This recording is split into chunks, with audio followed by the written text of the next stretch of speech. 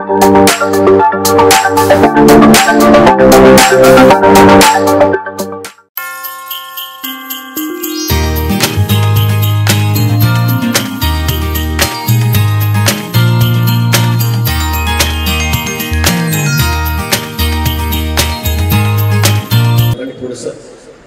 घेतलं. तुमचं देवावर प्रेम आहे की नाही हे तुम्हाला सिद्ध करावं लागतं. एक शब्द इंग्लिश मध्ये खूप कॉमन आहे. आपल्या प्रेम भावना व्यक्त करण्यासाठी एक शब्द आम्ही वापरतो की मी तुझ्यावर प्रेम करतो, आय लव्ह यू. परंतु या शब्दानं कोणाचं पुढं भरत नसतं का? त्याला एखाद्याने म्हटलं की नाही माझं तुझ्यावरती प्रेम आहे, परंतु बायबल मधल्या देवासंबंधाने ज्याचा विचार करतो तर असं लिहिलं की त्यानं जगावरती त्याचं प्रेम सिद्ध करण्यासाठी स्वतःचा प्राण तुझ्यावरती अर्पण करून दाखवलं की आमच्यावर त्याचं किती प्रेम आहे. आणि अजूनपर्यंत जगाच्या इतिहासामध्ये तुझ्यावरती आपल्या पुत्राला बलिदान देणारा देव तुम्हाला सांगतो. परंतु आम्ही पाहतो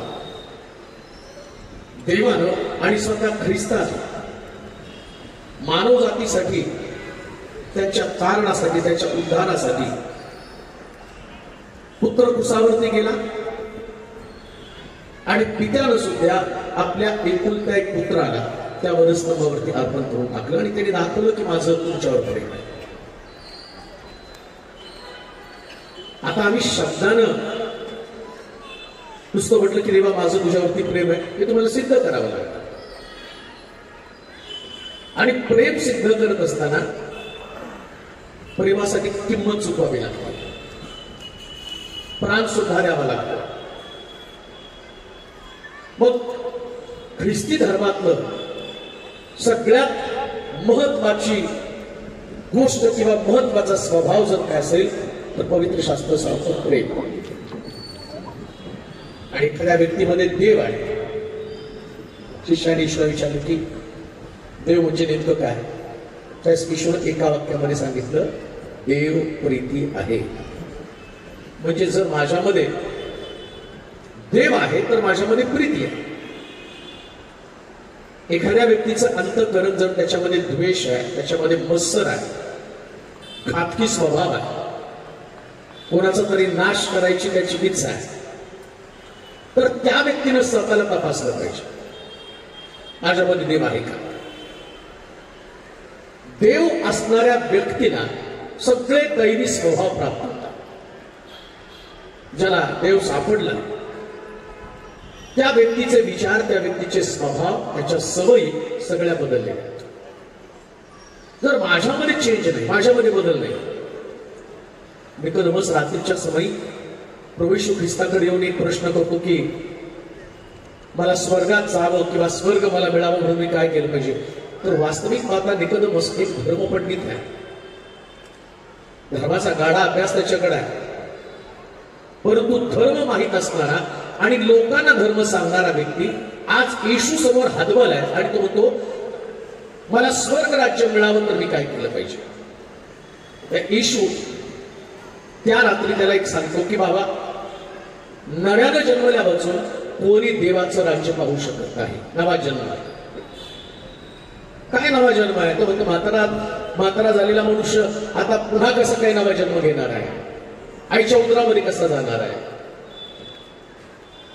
आता धर्म शिकवणाऱ्या माणसालाच माहित नाही नवा जन्म कसा आहे. कारण काय झालं माहिती का, जो जन्म घेऊन आम्ही आलो, जन्म म्हणजे आमचा एक स्वभाव आहे. प्रत्येक परिवाराला एक विशेष प्रकारचा त्यांचा स्वभाव आहे. म्हणतात ना त्यांच्या घरात दारू पिणारे लोक आहेत, सगळेच दारुडे आहेत, स्वभाव आहे. त्यांच्या घरात मुलगी देऊ नका, सगळे भांडखोर लोक आहेत, नाव आलं की त्या नावापुढं एक स्वभाव आहे. एखादा परिवार त्यांच्या संबंधानं म्हटलं हे सगळे फसवे लोक आहेत, हे स्वभावामध्येच येतं ना. आता तुमचा नवा जन्म व्हायला पाहिजे म्हणजे तुम्हाला तुमच्या स्वभावातनं बाहेर यायला पाहिजे. मग करणार कोण हे? हा तुमचा स्वभाव तुमच्यातनं जाणार कसा? आणि अजून एक गोष्ट तुम्हाला सांगतो, स्वर्ग हे सगळ्या बदललेल्या लोकांचं ठिकाण आहे. बदललेल्या लोकांचं बरं का, तुम्ही ते गाणं गाता, तुम्हाला ती सवय लागली, जसा मी आहे निराधार आला तसाच दे उद्धार, ते तुम्ही गाता म्हणून तुम्हाला उद्धार मिळणार नाही. मुळामध्ये तुम्हाला तुमचं जीवन बदलावंच लागणार. आणि जीवनामध्ये जर बदल नाही ना, तर स्वर्गाची कल्पना सुद्धा करू नका. कोणीच कल्पना करायची हे आम्हाला सवय लागलेली नाही का. दारुड्या मेला ना आणि त्याच्या मुलाचं लग्न असलं की त्या पत्रिकेमध्ये लिहिलं असतं ख्रिस्तवासी किंबटिंब. आणि देवाच्या वचनात लिहिलं, मद्यपी लोकांना स्वर्गाच्या राज्यामध्ये, मद्यपी जारकर्मी, बंदीकराच्या पत्रामध्ये मोठी लिस्ट दिलेली आहे कोण स्वर्गामध्ये जाणार नाही. खून करणारे, व्यभिचार करणारे, जारकर्मी, अशुद्ध कर्म करणारे, हेवा असणारे, राग असणारे लोक. आणि सगळे स्वभाव तर आम्ही शहरामध्ये घेऊन चाललेलोच आहे ना. आणि आम्हाला आमच्या स्वभावाबद्दल काय वाटत नाही. आम्हाला काय वाटतं माहिती का, आम्ही चर्चला जातो ना, दानधर्म करतो ना, सगळ्या गोष्टी आम्ही दर रविवारी शब्दात पाळतो, शास्त्र वाचन करतो, सगळ्या गोष्टी आमच्याकडे.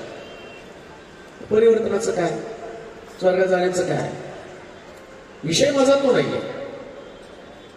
परंतु जाता जाता काही गोष्टी मला सांगणं गरजेचं आहे. निकोदेमसला धर्मपंडिताला प्रभू येशू ख्रिस्त म्हणतो, स्वर्गात जायचंय तर तुझा नवा जन्म झाला पाहिजे. आता मी तो उभा आहे, लाख मी तुम्हाला किती मोठं प्रवचन केलं, हजारोच्या संख्येने तुम्ही लोक जमला, माझ्या वचन सांगण्याच्या गोष्टीने तुम्ही प्रभावित व्हाल, पुष्कळ लोकांना आरोग्य मिळेल, पुष्कळांचं जीवन बदललं जाईल.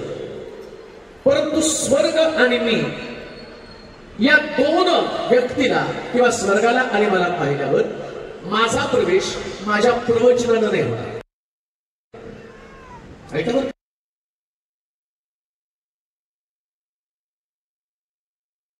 जे प्रवचन करतो, लोकांना आरोग्य देतो, लोकांच्या जीवनामध्ये काम होतं, याच्या पुढे माझं स्वर्ग त्याच्या होतं.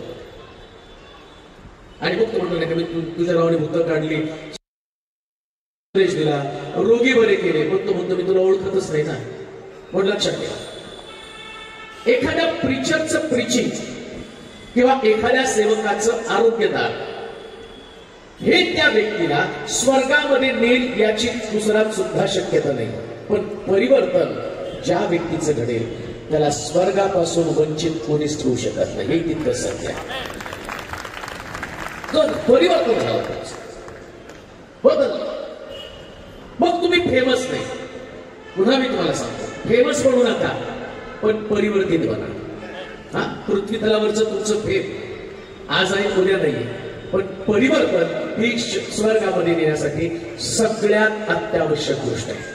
आता मुख्य गोष्टीकडे आम्ही जाणार आहोत. देवाचे लोक आणि जगाचे लोक असे दोन पद्धतीनं या पृथ्वी तलावर राहणाऱ्या लोकांचं वर्गीकरण आहे. देवाचे लोक आणि जगाचे लोक. आणि पवित्र शास्त्र सांगतं तो त्याचे लोक शोधत आहे. पुन्हा मी तुम्हाला सांगतो, देवाचे लोक आणि जगाचे लोक. आता काय होतं माहिती का, चर्च मध्ये येणाऱ्या प्रत्येक व्यक्तीला वाटतं की मी देवाचा, त्याला वाटतं मी देवाचा. आणि तो देवाचा असल्याचं चिन्ह काय, मी चर्च मध्ये आहे. परंतु देवाचा व्यक्ती होण्यासाठी किंवा देवानं आपला शिक्का त्याच्या डोक्यावरती लावण्यासाठी, तुम्ही मिस्रामध्ये सुद्धा इस्रायल लोक आले, देवानं भविष्यवाणी देऊन ठेवली होती की 450 वर्ष ते बंदिवासामध्ये जातील. आणि मग त्या भविष्यवाणीप्रमाणे इस्रायल लोक इस्रायलमध्ये दुष्काळ पडल्यावरती ते मिस्रामध्ये आले. मिस्रामध्ये आल्यानंतर असं लिहिलं, त्या ठिकाणामध्ये योसेफाला देवानं त्याच्या मनामध्ये गोष्ट घातली आणि सांगितलं त्याच्या भावंडांना, त्यास मिस्रातला राजा तुम्हाला बोलवे, तर त्या राजानं तुम्हाला विचारलं की तुम्ही कुठे राहता, तर मिस्रात म्हणू नका, मिस्रामध्ये एक गोशेन प्रांत आहे, त्या गोशेन प्रांतामध्ये आपल्याला राहायचंय. आपल्याला मिस्रात राहून आपल्याला वेगळं पण दाखवायचं, राहायचं मिस्रामध्ये पण गोशेन वेगळा मागायचं. आणि मग ज्यावेळेस या याकोबाचे भाऊ त्या राजासमोर उभं राहिले आणि त्याला विचारलं की कुठं तुम्हाला ठेवावं मी, त्यांनी सांगितलं आमची उपासनेची पद्धत वेगळी, आमची अर्पणाची पद्धत वेगळी आहे. तुमच्यामध्ये जर आम्ही राहिलो तर तुमच्यामध्ये आमच्याविषयीचा तिरस्कार निर्माण, त्यामुळे तुम्ही आम्हाला घोषण द्या. आणि मग ते घोषणामध्ये नाही. आता बघा, घोषणात राहिल्या कारणानं मिस्री लोक आणि इस्रायल लोक या दोघांची वेगळी ओळख होती. राहत होते हे मिस्रामध्ये, पण यांचा प्रांत घोषण आहे. आणि जेव्हा देवानं शेवटची पिढा त्या ठिकाणामध्ये पाठवली, त्यावेळेस घोषणामध्ये जे लोक राहत होते, संहार दूत आल्यानंतर ज्या पिढा मिस्रामध्ये आल्या त्या पिढा घोषणामध्ये आल्या नाही. का? कारण ते देवाचे लोक आहेत. हे वैशिष्ट्य आहे. जगात राहा पण जगापेक्षा वेगळं राहा. जगात पण जगापेक्षा वेगळं तुमचं अस्तित्व असू द्या. तुमची बोलण्याची पद्धत, विचार करण्याची पद्धत, तुमचा स्नेहभाव, एकमेकाला प्रेम दाखवण्याची पद्धत, या सगळ्या गोष्टी तुमच्याकडे असल्या पाहिजे. ख्रिस्ती लोकांकडे तिरस्कार असतात. कोणाचा तिरस्कार करू नका. मुळामध्ये तिरस्कार करणारे लोक, त्यांच्यामध्ये हेट्रेट आहे, तिरस्कार आहे, असे लोक देवाचे लोक कधीच होऊ शकत नाही. म्हणून तर ईश्वरने सांगितलं नाही का, जर तुम्ही माझे शिष्य आहात ते ओळखायचं कसं? बाप्तिस्मा एक चिन्ह नाहीये. आम्ही तो बाप्तिस्मा झाला म्हणजे तो शिष्य नाही. बाप्तिस्मा हे बाह्य चिन्ह आहे, पण आंतरिक चिन्ह काय? तो तुमची एकमेकावर प्रीती असेल तर लोक तुम्हाला माझे शिष्य होते. तुमची प्रीती जर एकमेकावर असेल तर तुम्ही शिष्य आहात. ओळख आहे ती ख्रिस्त देवाच्या लोकांची. तुम्ही प्रेम करायला पाहिजे, हेट्रेटनी तिरस्कार नाही तुमच्यामध्ये असला पाहिजे. आता हे झाले देवाचे लोक. मला या देवाच्या लोकांचं मनानं जर वर्गवारी करायला लागले देवाचे लोक तर तो वेगळा विषय होईल. पण थोडक्यामध्ये मी तुम्हाला सांगितलं देवाचे लोक आणि जगाचे लोक. आता देव त्याच्या लोकांच्या बाबतीत ऐका बरं का, परमेश्वर त्याला त्याचे लोक आवश्यक आहे.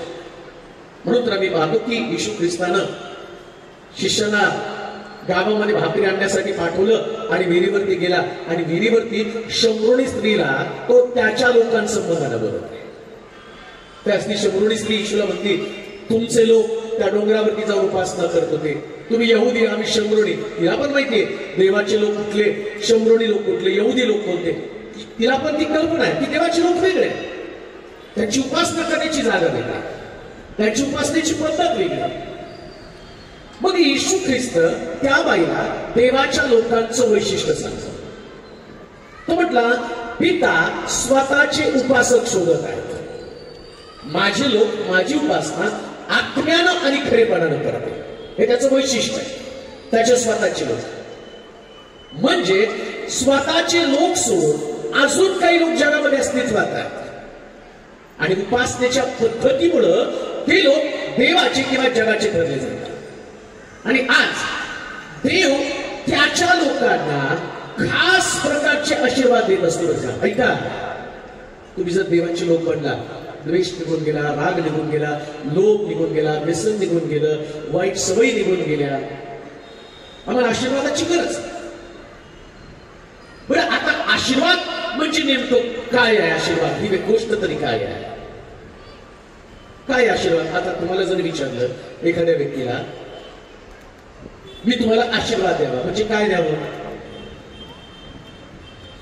आशीर्वाद म्हणजे तुम्ही डोक्यावर हात ठेवला तो झाला आशीर्वाद. आता आशीर्वाद ही तुमची फिलिंग झाली, भावना झाली. काय एखाद्या व्यक्तीने डोक्यावरती हात ठेवला की त्याची भावना झाली की चला या व्यक्तीने माझ्या डोक्यावर हात ठेवला आणि मला आशीर्वाद दिला. परंतु देवानं त्याच्या लोकांना दिलेले आशीर्वाद आज पवित्र शास्त्रात मी म्हणावं. तर पहिलं, मला देवाचा व्यक्ती बनायचंय हे मनामध्ये पक्क. मला देवाचा व्यक्ती बनायचा. देवाचा व्यक्ती बनल्याशिवाय देवाचे कोणतेच आशीर्वाद ना माझ्या घराला, ना माझ्या बिझनेसला, ना माझ्या नोकरीला, ना माझ्या शरीराला प्राप्त होणार. सगळ्याला आशीर्वादाची गरज आहे. शरीराला आशीर्वादाची गरज आहे. बायबलमध्ये 2 गोष्टी सांगितलेल्या अनुवादाच्या पुस्तकामध्ये. यात लिहिलेल्या गोष्टी तू पाळशील तर आशीर्वाद तुझ्या मागे धावत येतील, आणि यातली एकही आज्ञा तू मोडशील तर यात लिहिलेले सगळे शाप तुझ्या जीवनामध्ये येतील. मग तो म्हटला, नगरात तू शापित, शेतीवाडीमध्ये तू शापित, तू जाताना शापित, तू येताना शापित, तुझी काठवत शापित, तुझं शरीर शापित, तुझं राष्ट्र शापित, तुझा देश शापित, तुझं घराणं शापित, एवढे सगळे शाप मानवाच्या पुस्तकामध्ये दिले. आणि वचन पाळणारे, वचनावरती विश्वास ठेवणारे, आज्ञांमध्ये रमून जाणारे तो म्हटला तू जाता येता आशीर्वादित होशील, तुझं गुरढोर, तुझी शेरडं मेंढरं सुद्धा आशीर्वादित होतील. परवा कोणीतरी एकाने मला सांगितलं की म्हैसच दूध देत नाही. मला मोठं आश्चर्य वाटलं.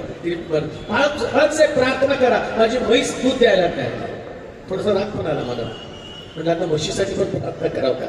पण मग तेवढ्यात मला ते आठवलं आठवड्याच्या पुस्तकामध्ये तुझी जनावरं, तुझी मोठ्यातले वत्स मी आशीर्वादित करेल. मग म्हटलं काही हरकत नाही, यानं सांगितलं तर आपण प्रार्थना करायला हरकत नाही. ते म्हटले म्हैस बसली ती उठायलाच त्याला दूध द्यायला, त्याला बसवा कोणाच पोर देते, कशाला करू देत. आवडत येते इकडे येऊच देऊ नका. आणि मग त्या ठिकाणामध्ये त्यांनी सांगितलं की नाही की म्हैस मी 2 तास आलो पण ती उठायला तयार नाही. आता देवाला दाखवायचं होतं की मी आशीर्वादित करतो तुमची जनावर, आणि मलाही शिकवायचं होतं की तुला प्रार्थना म्हशीसाठी सुद्धा करावं लागेल. आणि मी केली प्रार्थना. म्हटलं देवा याची म्हैस सोडू दे, नाहीतर हा काय मला सोडणार नाही, सारखा मला फोन करणार आहे. आणि तिने दूध देऊ दे. आणि मग थोडस करायची म्हणून प्रार्थना केली. देवा याच्या म्हशीच्या काय करू ना प्रार्थना, आता तिला बुद्धी दे, ज्ञान दे, उभं राहण्यासाठी तिला कृपा पुरव, काय प्रार्थना करणार आहे. पण म्हटलं देवा याच्या म्हशीला आशीर्वाद दे आणि तिने त्याला दूध द्यावं असं काहीतरी कर. आणि केली प्रार्थना, ठेवून टाकलं. दुसऱ्या दिवशी त्याने 2000 पाठवले, 2000 रुपये पाठवले गुगल पे वरती. अहो तुम्ही प्रार्थना केली, माझी म्हैस उठली आणि तिने दूध दिलं. आशीर्वाद देव म्हशीला, जनावराला देतो, तर त्याच्या लोकांना किती आशीर्वाद देणार हा माझा मुद्दा. आम्हाला त्याची ओळखच नाही.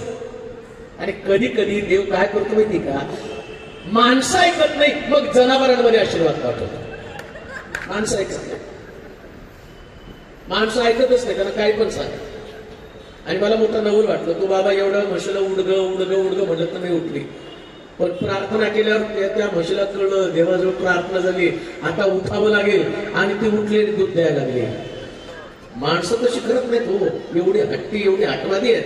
म्हणून सकाळी तुम्ही जर बायबल स्टडी असेल तर तुम्हाला बघत कळेल, योनाला निनिवेला जायला सांगितलं, तार्शिषला गेला, एवढा मोठा संदेश ना, पण त्यानं सुद्धा आपला हट्ट सोडला. देवाचे लोक, देवाच्या लोकांची एक वैशिष्ट्य आहे, जेव्हा तुम्ही देवाचे म्हणून जीवन जगता तेव्हा तुम्ही आशीर्वादासाठी पात्र बनता. अजून एक गोष्ट मला सांग, स्वर्गामध्ये देव नेमकं करतो का या प्रश्नाचं उत्तर तुम्हाला शोधायचं. असं लिहिलंय, इस्रायलच्या रक्षकाला झोप लागत नाही आणि तो मग करतो काय, हाही प्रश्न आहे ना. झोपत तर नाही देव, डुलकी पण घेत नाही, मग स्वर्गामध्ये देव बसून करतो काय. तुम्हाला जर नसतो, जी इकडे आल्यावर, मी कुठल्या पण गावाला गेल्यावर माझा पहिला प्रश्न असतो, बायबल स्टडी आहे का. तिथे गेलं कशासाठी माहिती का, मग हॉटेलमध्ये काय नुसतं झोपू का जाऊ. मला तुम्ही एवढं लांबून बोलवणार, मग मी सकाळी नाश्ता करणार, दुपारी कुणाच्या घरी जेवायला जाणार, आणि तिथून येऊन पुन्हा 2-4 भेटणार, आणि संध्याकाळी एक मीटिंग घेणार. मग मी करणार काय. आता मला प्रश्न पडतो की मी मधल्या काळात काय करणार. मी तो बायबल स्टडी तरी घेतो का, तर मला तुम्हाला काहीतरी द्यायचं असतं. विचार करा, देव दिवसाची 24 तास जागा आहे, तो झोपत नाही, तो डुलकी घेत नाही, मग नक्की काहीतरी करतो. मग करतो काय तो. सॉर्टिंगचं काम तुम्हाला कळतं का. सॉर्टिंग पे जो पोस्टमन आहे, तो पोस्टमन सगळ्यांचे पत्र, कुणाची मनी ऑर्डर, त्यानंतर कुणाचं पत्र, कुणाची तार, त्याचं सॉर्टिंग करत असतो. मग ज्याची मनी ऑर्डर पाठवायची त्याला तार नाही देत, नाही का. समजा ज्याची मनी ऑर्डर पाठवायची त्याला तार दिली की तो मोडून जाईल ना. आमच्याच घरात का घडलं. मग ज्याची तार त्याला बरोबर तार पाठव. मग एक नाही का त्याच्यातली कधी माझ्या प्रश्नामध्ये लोक ऐन रात्री झटका खातात आणि गत होतात, लगेच निरोप येतो गेले. झटका बसला का, हृदय नीट नव्हतं असं लिहिलंय. देव रात्री हृदयाची झडती घेतो. कधी घेतो. आणि लोक जास्तीत हार्ट अटॅकने कधी मरतात, का मरतात. सायन्सला त्याचं उत्तर माहित नाही, पण बायबलमध्ये त्याचं उत्तर आहे. रात्री झोपल्यावर तुम्ही झोपता आणि देव तुमच्या हृदयाची झडती घेतो. झडती घेतो म्हणजे काय, स्मरती करत असतो दिवसभर, काय काय साठवलंय मनामध्ये, कुणा संबंधाने खुन्नस धरली, आणि रात्री झोपताना तुम्ही विचार केला, रात्री झोपताना काय म्हणता, आता शांत झोपतो, उद्या जाऊन बदला घेतो, देव म्हणतो याचं हृदयच बंद पाडू, लय दडदड, लय द्वेष त्याच्या अंतःकरणामध्ये बसले. म्हणून लक्षात ठेवा, रात्री झोपताना ना हार्ट अटॅक येऊ नये म्हणून सगळ्यांना क्षमा करून झोपा, तर प्रभू तुम्हाला शांत निद्रा देणार आहे. आम्ही म्हणाल का, जगायचं तर चांगलं जगा, नाहीतर हार्ट अटॅकने मरा. आणि मला बोला मयत करायला येतो. लोक एवढे विचित्र आहेत. मला एकदा मुंबईवरून एकाने फोन केला, आमची मयत करायला तुम्ही याल का? मला म्हणला मी बघ येतो. अजूनपर्यंत अशी रिक्वेस्ट कोणी पाठवली नाही. आणि त्याला मला असं वाटतं की तुमच्या हातून माझी मयत व्हायला पाहिजे. आता मी वाट बघू का, तू कधी मरतो, मी कधी रिझर्वेशन करू आणि कधी तिथं पोहोचू, या डोक्यात त्याच्या कल्पना आहेत ना, त्या काढून टाका. सगळ्यात महत्वाची गोष्ट काय, तुमचं हृदय तुम्हाला स्वच्छ ठेवायचं. कशासाठी? देवासाठी. आता देव काय करतो, तर तो त्याच्या लोकांना आशीर्वाद देतो. पुन्हा ऐका, परमेश्वर रात्रंदिवस काय करत आहे, कुणाला आशीर्वाद, कुणाचं जजमेंट, कुणाचा न्याय, कुणाला दंड, कुणाला प्रमोशन, कुणाचं डिमोशन, आणि सगळ्या गोष्टी प्रभू काय करत असतो, का करत असतो, हाही प्रश्न केला. त्याचं ऑब्झर्वेशन आहे. मग दावीद काय म्हणतो माहिती का, तुझं उठणं, माझं बसणं, माझं चालणं, माझं बोलणं तू बारकाईनं पाहत असतो. लक्षात येऊ द्या तुमच्या, देवाचे लोक म्हणून तो आमचे प्रत्येक शब्द, आमचे विचार, आमचं हृदय, आमचं अंतःकरण, आमचे संबंध एकमेकावर पाहत असतो. काय करत आहे देव? माझं प्रीचिंग पाहत आहे. प्रीचिंग माझं नाही, हे देवानं दिलेले शब्द आहे. तो म्हटला तू मुख उघड मी ते भरेल. हे देव भरत आहे. हे काय माझ्या डोक्यातनं आलेल्या कल्पना नाहीये, हे पवित्र आत्म्याचं काय. पण जेव्हा देव मला पाहिला त्यास माझी तुमच्यावरचे संबंध काय, देवाचा मनुष्य. मी धार्मिकता शिकवतो पण मी धार्मिकता पाळतो का? मी प्रेमासंबंधानं शिकवतो पण प्रेम माझ्यातनं बाहेर पडतं का? मी क्षमे संबंधानं बोलतो पण क्षमा माझ्यामधनं बाहेर पडते का? मी शुद्धते संबंधानं बोलतो पण शुद्धतेचं जीवन माझं आहे का? हे सगळं देव तपासणार आहे आणि त्याच्याप्रमाणे जजमेंट करणार आहे. हे देवाचं रात्रंदिवस काम. म्हणून रात्री झोपताना त्या प्रार्थना क्लेम करून झोपू नका. कोणत्या प्रार्थना? इस्रायलाच्या रक्षकाला. आणि कशासाठी इस्रायलच्या रक्षकाला झोप लागत नाही? आम्ही म्हणतो देवा रात्री झोपतो, भूत फक्त येऊ दे नको जवळपास. त्याच्यासाठीच आमची प्रार्थना असते ना. आणि प्रार्थना करतात, उशाला 2, पायथ्याला 2 देवदूत. अरे घरामध्ये एक वॉचमॅन सांभाळता येत नाही, देवदूत फुकट पण देत का? त्यानंतर उशाला 2 ठेव, पायथ्याला 2 देव ठेव आणि माझं संरक्षण कर. तुम्हाला काय वाटतं? आणि तुम्ही तशी प्रार्थना करून झोपल्यावर 2 देवदूत, हा चला यांना 2 बॉडीगार्डची गरज आहे. देव आपले होतो, जा त्यांनी प्रार्थना केली, 2 बॉडीगार्ड, एक पायथ्याला राहा, एक उशाला राहा आणि धाराडर आणि झोप झालं. त्यांच्या मनामध्ये सकाळी उठल्यावर बदला घ्यायचे. देवदूत म्हणतात छान झोप लागू दे यांना, चांगली 24 तास 8 तास व्यवस्थित झोप. कारण सकाळी उठून बदला घ्यायला जायचं आहे.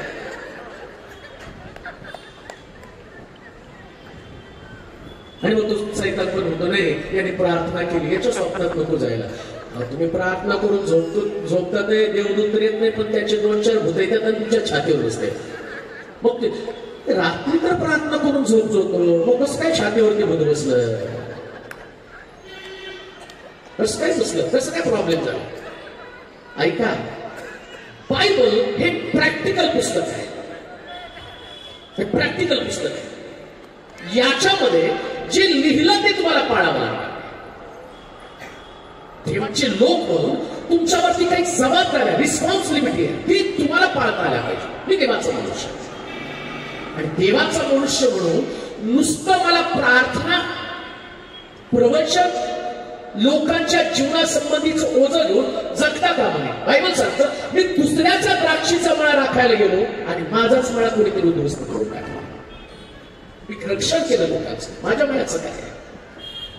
तुला मी खूप स्वार्थी आहे. तुम्ही मला एक वेगळा प्रीचर म्हणून पाहत असाल, पण मी व्यक्तिगत पाहिलं तर फार स्वार्थी. मी माझ्या आत्मिक जीवनाची सगळ्यात जास्त काळजी करतो. नाही मला बाकीच्या लोकांचं मला माहिती तुम्हाला सांगता सांगता तुम्हाला रिपेअर करता करता मीच बिघडून जायचं नाही. तुम्हाला रिपेअर करता करता तुमचे स्वभाव लक्षात ठेवा. पाळकाचं काम सगळं डेंजर असतं. एकाला किती सांगणार सांगता सांगता बिचारायला तो इतका घसरून जातो की त्याला वाटतं गेली खड्ड्यात मी दिसतो नकोच काय या लोकांना चालवायचं. परंतु मी नेहमी लोकांशी बोलतो. मी पर्सनली कोणाशी बोलणार नाही. तू असं वाग तसं वाग असं वाग तसं वाग नाही. पर्सनली आपण पुलपीटवरून मी बोलणार का. जे लोक पुलपीटवरून बदलत नाही ते पर्सनली पण कधी बदलणार नाही. हे पण तितकं सत्य बरं का. जर पुलपीटवरून नाही बदलत तर पर्सनली काय बदलणार. आणि बघा आदामाला देवानं पर्सनली सांगितलं सगळ्या झाडाचं फळ का मधल्या झाडाचं फळ ऐकलं का त्यानं. खायचं तर खाल्लंच ना. आता देवाला त्या गोष्टीचं वाईट पण वाटलं. अरे एवढं समजावून सांगितलं तर या व्यक्तीला ऐकलं नाही. म्हणून स्वतःच्या आत्मिक जीवनाची काळजी घ्या आणि तुम्ही देवाचे लोक ना. आता देवाचे लोक निर्मयाच्या पुस्तकामध्ये आम्ही जाणार आहोत. 31वा अध्याय 12 पासून 14 पर्यंतची वचनं. निर्मयाचं पुस्तक 31वा अध्याय 12 ते 14 पर्यंतची वचनं. देव त्याच्या लोकांसाठी जे आशीर्वाद देतो त्या आशीर्वादासंबंधाने मी पाहणार आहोत. पहिल्यांदा मला देवाचा व्यक्ती बनायचे देवाचे लोक बनायचे. निर्मयाचं पुस्तक 31वा अध्याय 12 ते 14. ते येऊन सियोनीच्या माथ्यावर आनंदाने गातील. परमेश्वराचे उपयुक्त वरदाने म्हणजे धान्य नवा द्राक्षरस ताजे तेल गुरामेंढरांचे वत्स्य याकडे लोटतील. गुरामेंढरांचे वत्स्य याकडे लोटतील. त्यांचा जीव भरपूर पाणी दिलेल्या बागेप्रमाणे होईल. त्यांचा जीव भरपूर पाणी दिलेल्या बागेप्रमाणे होईल. यापुढे ते म्लान होणार नाही. त्या समयी कुमारी आनंदाने नृत्य करते. वृद्ध व तरुण एकत्र आनंद करतील. मी त्यांचा शोक पालटून त्याचे आनंद करेन. मी त्यांचे सांत्वन करेन. त्यांच्या दुःखानंतर त्यांनी आनंद करावा असे मी करेन. आणि मी त्यांच्या याचकांचा जीव मिष्टान्नाने तृप्त करेन. बस माझे लोक एक शब्द तिथं वापरलाय आणि सुरुवातीपासून तुम्हाला सांगत आहे. आज रात्री 2 प्रकारचे लोक या ठिकाणामध्ये. एक देवाचे लोक आणि दुसरे देवाचे नसलेले लोक. आता देवाच्या लोकांसंबंधानं तुम्हाला स्पष्ट सांगितलं वचन ज्यांच्यामध्ये आहे ते देवाचे लोक जे देवाचं वचन पाळतात. क्षमा करा म्हटल्यावर क्षमा करा. काल मी सांगितलं तुम्हाला लवकर यायला पाहिजे. मी 6ला आलो असतो तुम्हाला देवाचे लोक ओळखता आले असते. किती आहेत? 20 आहे, 30 आहे, 40 आहे, 50 आहे, 100 आहे. ते देवाचे लोक समोर.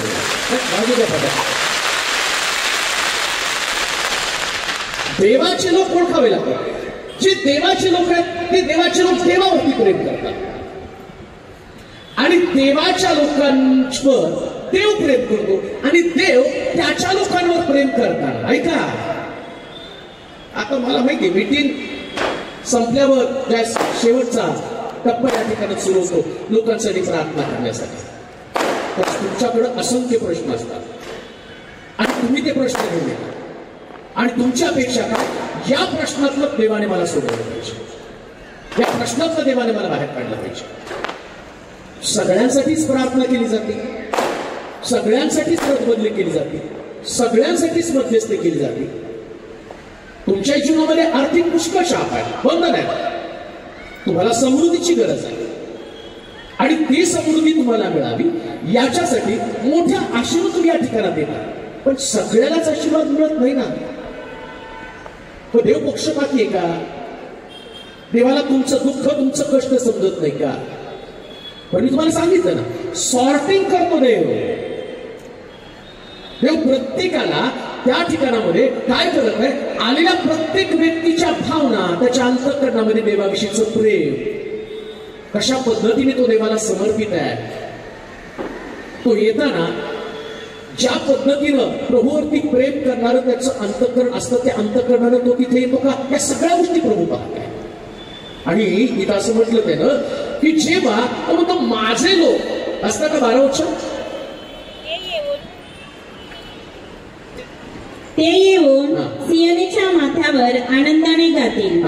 परमेश्वराची उपयुक्त वरदाने म्हणजे परमेश्वराची उपयुक्त वरदान म्हणजे जे तुम्हाला उपयोगाला येतात. ऐका, वरदान अनेक आहेत, पण जे तुम्हाला उपयोगी आणि प्रत्येक देवाच्या परिवाराला उपयुक्त वरदानांची गरज आहे प्रत्येक. आणि ही गोष्ट मला सांगू का, मिस्त्री लोकांमध्ये इस्रायल लोक राहत होते आणि ज्यावेळेस प्रभूनं त्यांना तिथून मोशेच्या द्वारे बाहेर काढलं होतं, म्हटला यांच्याबरोबर तुम्ही राहायचं नाही, आता माझ्या बरोबर माझ्या लोकांनी डोंगरावरती जाऊन उपासना करायची. त्या लोकांनी गुलामगिरीमध्ये एवढे दिवस राहिले, परंतु ज्यावेळेस त्यांचा सुटण्याचा समय आला आणि त्यांना या गुलामगिरीतनं बाहेर काढण्याचा समय आला, त्यास देवानं या मिस्त्री लोकांना इस्रायल लोकांना वेगळं करून दाखवलं. काय म्हटलं माहिती का त्या स्त्रियांना, तुम्ही काय करा, तुमच्या शेजारी ज्या असणाऱ्या मिस्त्री स्त्रिया आहेत त्यांच्याकडे जा आणि त्यांना मला तुमचे दागिने मला द्या. आणि त्या स्त्रिया गेल्या आणि मिस्त्री स्त्रियांनी काय केले, त्यांच्यातले सगळे भारी भारी दागिने. मला नाही वाटत तुमच्या घरात एखादी मोलकरीण जर असली आणि ती जर म्हटली ना, ताई आम्ही लग्नाला चाललोय, तुमचा एक दाणी सर, तुमचा चपला हार, तुमचं नेकलेस, तुमच्या बांगड्या, या सगळ्या आम्हाला द्या, तर मला वाटतं ती पाहिजे ना, ती तिला रागानं तुच्छतेने बघेल. अगं माझ्या घरात तू धुणं भांडीचं काम करते आणि माझे दागिने लग्नाला घेऊन मिळवते आणि तू सांगते का की माझे दागिने, ती देणार नाही. मग त्या सगळ्या मिस्त्री स्त्रियांनी सगळ्या इस्रायल स्त्रियांना दागिने दिले कसे काय? हा प्रश्नाचा कधी तुम्ही शोध घेतला का? कसं काय त्यांचं मन तयार झालं? आणि एवढ्या या ज्या स्त्रिया आहेत, या स्त्रिया वीट भाजण्याचं काम करून होत्या, गवत जमा करण्याचं काम करून होत्या, तुच्छतेचं काम. परंतु आता जर तुमची परिस्थिती पाहिली तर ते लोक बाहेर पडले आणि बाहेर पडताना ते गुलाम म्हणून बाहेर पडले नाही, तर ते समृद्ध झाले होते. त्यांच्या अंगावरती दागिने होते का? कारण माझा देव काय सांगतो, माझे लोक उत्तम वरदानाने तृप्त होते. अहो, त्या फटाकड्यापेक्षा तुमच्या टाळ्याचा आवाज दिसायला पाहिजे. कृत्रिम आहे, तुमच्याकडे नॅचरल आहे. आणि नॅचरल देवाच्या लोकांचं वैशिष्ट्य ते भारावून जाणार आहे, भारावून जाणार आहे. असं लिहिलंय. प्रभूला तुम्हाला मी वरदान दे, मी आशीर्वाद दे. आणि देव ज्यावेळेस आशीर्वाद देतो ना, तर त्याचा पहिलाच आशीर्वाद कोणता माहिती का? समृद्धी. समृद्धी. देवाच्या लोकांनी या मानसिकतेचं राहू नये. काही लोक म्हणतात नाही का, अर्ध्या भाकरीमध्ये मी समाधानी. तू ख्रिस्ती म्हणून जगू नकोस. अर्धी भाकर प्रार्थना करतात देवा, अर्धी भाकर दे पण शांती समाधान दे. मला नाही वाटत कोण अर्ध्या भाकरीत समाधान असतात. म्हणून तर तो एलिया जो आहे ना, विधवेच्या घरी गेला आणि विधवा त्याला सांगत आहे, बाबा शेवटची भाकर आहे, माझा मुलगा खायला आणि मी खायला आणि मरून जाईल. आता एलियाने म्हटलं पाहिजे, बाई फार तुझी कहाणी कठीण आहे, तुझी साक्ष ऐकून मला रडायला लागलं. एलिया म्हटलं पाहिजे नाही का, आमचे पाळक असते ते म्हटलं असते, नाही नाही मी जातो आणि माझ्या बायकोला सांगतो 2 भाकरी खा, तुम्हाला एक आणि मला एक, आणि आपण दोघं खाऊ. आणि मग त्या ठिकाणामध्ये लोक सांगतात, बाळकांनी जाऊन तुझ्या सिस्टरकडे भाकर नव्हती आणि पास्टरनी बायकोला सांगितलं भाकरी खापली. बाळक म्हटलं नाही, माझा देव समृद्ध करणारा देव आहे आणि माझ्या देवाची समृद्धी आज तुला पाहायची तर एक गोष्ट कर, ती भाकर मला आणून दे. आणि शास्त्र सांगतं, विधवेनं आपल्या मुलाची भाकर आणली आणि बायबल सांगतं, एकाच शब्दाच्या द्वारे, एकाच आणि कृतीच्या द्वारे देव म्हटलं, ही बाई माझी आहे, ही माझी स्त्री आहे, आता हिला मी समृद्ध करणार आहे. आणि किती समृद्ध केलं माहिती का? जगात सगळीकडे दुष्काळ असताना शास्त्र सांगतं, विधवेच्या घरातलं तेल संपलं नाही, तिचं पीठ संपलं नाही, तिची भाकर संपली नाही, कारण देव देवाच्या वचनात सांगतो, माझे लोक समृद्ध होतील. सांगलीच्या लोकांनो, एक गोष्ट ध्यानात ठेवा, परमेश्वराचं वचन तुम्हाला समृद्ध करण्यासाठी आलेलं आहे. आज रात्री तुमचं दारिद्र्य, तुमच्या घरातल्या पीडा, तुमच्या आर्थिक बंधनं निघून जाऊन तुमच्या परिवारामध्ये समृद्धी समृद्धी समृद्धी आणि समृद्धी. पण त्याचं एक गोष्ट तुम्हाला करायची, देवाचे लोक म्हणून जीवन जगा. गळ्याला सुरी लावली तरी चालेल, परंतु देवाचे लोक होण्यापासून वंचित राहू नका, कारण तो म्हटला, मी समृद्धीचे आशीर्वाद तुला देणार आहे. येते का तुमच्या लक्षात? नाही झालं तुमच्या लक्षात असतं तर तुम्ही पुढून उड्या मारल्या असत्या. विचार करायचं बसलाय तुम्ही आणि कुणीतरी हळूच तुम्हाला कॉल केलाय आणि तुम्ही तिथं बोलू देत नाही म्हणून हळूच पुढची काय हॅलो हॅलो हॅलो हॅलो आणि खुर्ची खाली तुम्ही दाखवा की तुम्ही सांगता लवकर किती 1 कोटीची लॉटरी लागले, टीव्हीवरती नंबर आलाय, बक्षीस आपलं. गेली मीटिंग काढण्यात पहिले घर गाठणार का तर 1 कोटीचं बक्षीस लागलेलं आहे. मी तुम्हाला जे सांगतो ना तेच आहे, ही बातमी आहे तुमच्या कानावरती. तुमचं दारिद्र्य दूर होऊन प्रभू तुम्हाला समृद्धीची आशीर्वाद हा फोटो. पण देवाचे लोक तर म्हणलं पाहिजे ना. आम्हाला वाटतं देवाचा व्यक्ती न बनता मला समृद्धी मिळाली पाहिजे. का देऊ नये का? जगातले सगळे आशीर्वाद देवानं त्याच्या लोकांसाठी ठेवले. आमेन म्हणाल का? झाडं माझे, झुडपं माझे, नद्या माझे, डोंगर माझे, पर्वत पण माझे, आणि ते म्हणतो सगळं तुम्हाला द्यायचं. बरं तो म्हणतो मला तुम्हाला राष्ट्राच्या राष्ट्र देऊन टाकायचे. हो तुम्ही मागतात 1 BHK मिळालं तरी खूप झालं. 1 BHK मिळव म्हणून प्रार्थना करा. अरे मी तुला राष्ट्र देणार आहे. मानसिकता आमच्या ख्रिस्ती लोकांची का? त्यांना देवाचं स्वरूप नाही समजत. देव किती मोठा आहे, किती मोठा तुमचा देव आहे. का देव नाही का? देव मंडळीला, मंडळीतल्या परिवाराला आणि प्रत्येक विश्वासणाऱ्या व्यक्तीला तुमची उपलब्धता तुम्ही पाहू नका.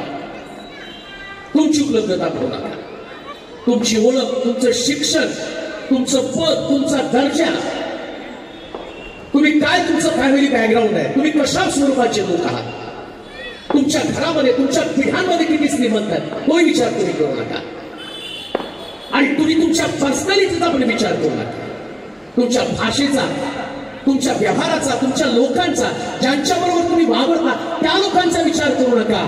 पण मी 100% तुम्हाला सांगतो, देवाच्या वचनाचा विचार करा. देवाचं वचन याच्या पलीकडे काम करणारं वचन. म्हणून तर ईशाच्या घरामध्ये शमूएलाला पाठवलं, सांगितलं जा ईशाच्या घरामध्ये एक राजा लपलेला आहे. ईशा आला, शमूएल आला आणि ईशाला म्हणतो तुझी मुलं घेऊन ये. देवानं मला तुझ्या घरात राजा म्हणून एकाला निवडलेला आहे. त्याने तो आला आणि त्याने त्याची 7 मुलं आणली. 8व्या रानामध्ये मेंढर चालणार होता आणि तो त्या घरामध्ये राहण्याच्या पण लायक नव्हता. नाही का, आमच्याकडे पण पद्धत असते, पोरग शिकलं नाही ना तर ते म्हणतात तुला 4 बकऱ्या घेऊन देतो.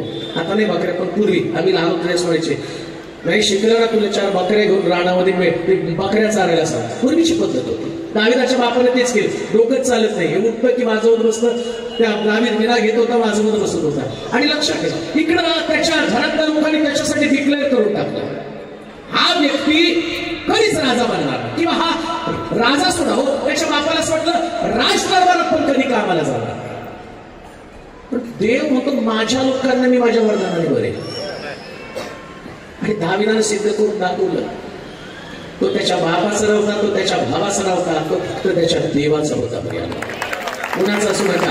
कोण बाप, कोण भाऊ, कोण आई, कोण बायको, कोण नवरा. याचा अर्थ नवरा बायको सोडू नका बरं. देऊ नका. ते तर बाळकानं सांगितलं चला घटस्फोट देऊ मोकळं भाऊ नाही, तसं नाही. ते राहणार. पण पतीला देव नका होत. आमच्याकडे म्हणतात ना पती देव.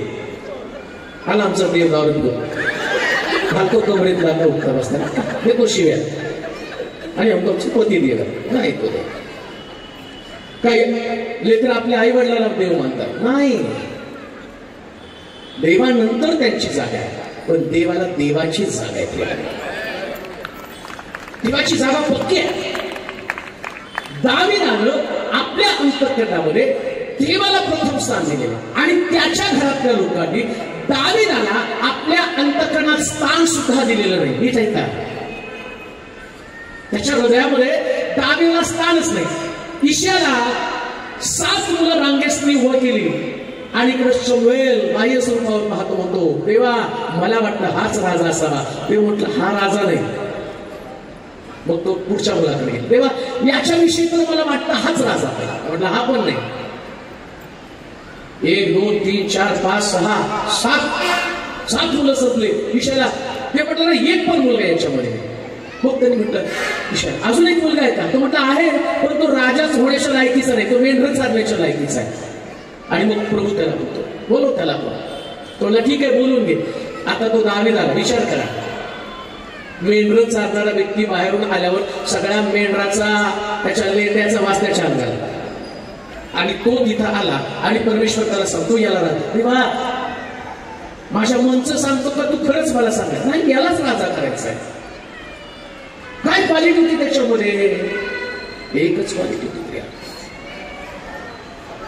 यिशयाची 7 मुलं गल्ल्यात त्यांच्या समोर असताना एका सुद्धा अंतःकरणामध्ये देवाविषयीची श्रद्धा नव्हती. त्या मुलीला बसवा, एका जागी बसवा तिला, तिला एकदम कोपऱ्यामध्ये जाऊ सारखी फिरते ती मुलगी, बसव तिला, बसवा तिला, बसवा, एक पहिले बसवा तिला, नाही तर पाठवा तिकडं. आणि ती पोरं पण तिथे गडबड करतात, त्यांना मागं घेऊन गप्पा मारायला कसं लोकांपर्यंत म्हणजे कसं झालं. शांत करा त्यांना सगळ्या, कोण आहे तिथं बघा. देवाच्या वचनाकडे आपण लक्ष द्यावं. काय घडलं तिथं? कोणती क्वालिटी होती? ज्या यिशयानं या दाविदासंबंधानं सांगितलं तो राजा होण्याच्या लायक नाही, पण देवानं ठरवलं की हाच राजा असायला पाहिजे, हाच राजा पाहिजे. इथं लिहिलंय, देव होतो माझ्या लोकांना समृद्धीचे आशीर्वाद दिले. आता समृद्धी देताना मी तुम्हाला एक वाक्य बोललो, ना तुमची पर्सनॅलिटी, ना तुमची ओळख, ना तुमचं बॅकग्राऊंड, देव काहीच बघत. देवाला असं वाटलं नाही एखाद्याला एकदम रस्त्यावरती पडलेल्या माणसाला मला समृद्धी द्यायची. मग देवाची क्वालिटी काय? त्या व्यक्तीच्या अंतःकरणामध्ये देवाविषयीचा किती पक्का विश्वास आहे, काय डेडिकेशन आहे त्याचं देवासंबंधात. बरं ऐका बरं का, समृद्धीचा आशीर्वाद मी देव म्हटला मी माझ्या लोकांना समृद्ध करेल, दुधाचं, द्राक्षरसाचं, धान्याचं त्याला वाण पडणार नाही, एवढं समृद्ध मी करणार. काय क्वालिटी असणार आहे त्याच्याकडे? दाविदाला देवानं निवडण्याचं कारण काय? या लोकांकडं त्यांची पर्सनॅलिटी होती. कुणाकडं? 7 मुलांकडे त्यांची पर्सनॅलिटी आहे, आणि त्यांची पर्सनॅलिटी त्यांना काय सांगते माहिती का?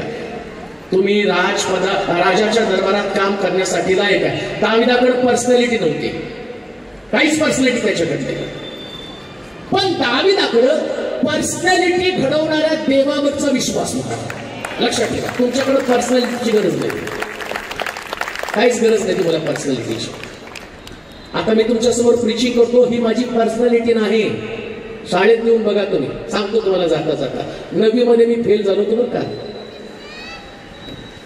9वीत फेल झालेलो होतो, आणि पीटीच्या तासाला सुद्धा मी बसत होतो. लाज वाटायची, हात वर करा, पुढ्या मारा, असं करा, तसं करा, ते आवडत नव्हतं म्हणून पीटीच्या तासाला लपून बसायचो. आणि एकदाच पीटीच्या सरांनी ठरवलं, हे पीटीला थांबत नाहीत ना, यांना बरोबर शोधून काढायचं. आणि आमच्या शाळा जी जनता शिक्षण संस्था मध्ये शाळा होती, आणि आम्ही काय केलं, बसलापूर बसलो, सरांनी तिकडून बघितलं, तेव्हा बघा बघा तिकडे बसले ते पीटी उडवणारे.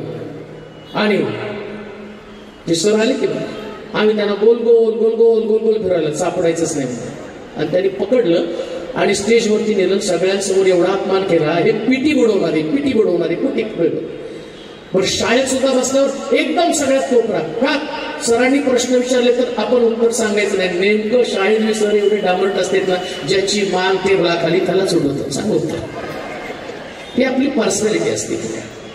आणि देव अशाच पर्सनॅलिटीच्या व्यक्तींना म्हणतो नाही, तुमचं जर डेडिकेशन असेल, देवाप्रती तुमची श्रद्धा असेल, तर माझी समृद्धी मी तुम्हाला देईल.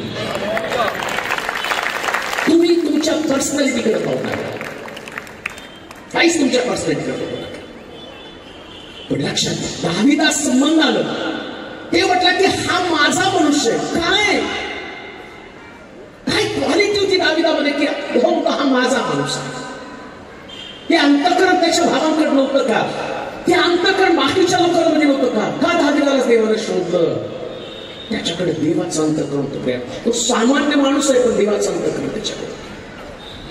दावीद एका स्त्रीकडे त्याची नजर गेली, तो सामान्य व्यक्ती आहे. अभिषेकानं भरलेला अभिषेक देव ज्याच्या संबंधानं बोलतो की तो माझ्या हृदयातला व्यक्ती, तो सुद्धा पापामध्ये पडला. म्हणजे देव तुम्हाला सांगतो की तो काही अतिप्रतिभावान अशा प्रकारचा व्यक्ती नाही, फार पवित्र, फार शुद्ध अशा प्रकारचं पण त्याचं जीवन नाही.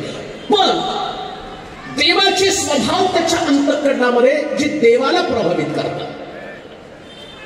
देव तुमच्या स्वभावानं प्रभावित होतो बरं का, तुमच्या प्रार्थनेनं नाही प्रभावित होत. किती पण मोठी प्रार्थना करा. म्हणून तर येशू ख्रिस्तानं ते प्रार्थनेचं उदाहरण दिलं नाही का. एक पापी माणूस प्रार्थना करतो आणि एक पुरुषी प्रार्थना करतो. तू पुरुषाची प्रार्थना देवालाच ऐकवतात. बरेच लोक देवाला ऐकवतात तशी प्रार्थना, ती चर्चमध्ये प्रार्थना. मी याच्यासारखा नाही, मी दान धर्म करतो, मी शब्दात पाळतो, मी उपवास करतो, सगळं करतो. देवाला सगळं माहिती बरं का तुम्ही काय करता काय नाही. बघा काही लोक प्रार्थना करतात, देवा तुला तर माहिती यशाच्या पुस्तकात असले, देवा तुला तर माहिती आहे आणि याच्या पुस्तकात असले. अरे सगळं बायबल मी तुझ्याकडे लिहून दिलं, तुम्हाला शिकवतो का? असं आहे तसं आहे. आम्ही आमच्या प्रार्थनेमध्ये, तुमची प्रार्थना देवावरती प्रभाव टाकणार नाही, पण तुमचं व्यक्तिगत जीवन, तुमचा स्वभाव देवावरती प्रभाव टाकतो. प्रभाव टाकतो. काय प्रभाव टाकला देवाला? उगाच राजा नाही केला. ज्या दिवशी राजा झाला ना त्या दिवशी शाऊल त्याच्या मागे वेड्यासारखा लागला. या राजाला मारून टाकावं, त्याला उद्ध्वस्त करावं, आणि त्या शाऊलानं आटोकाट प्रयत्न केलेला मारून टाकण्याचा.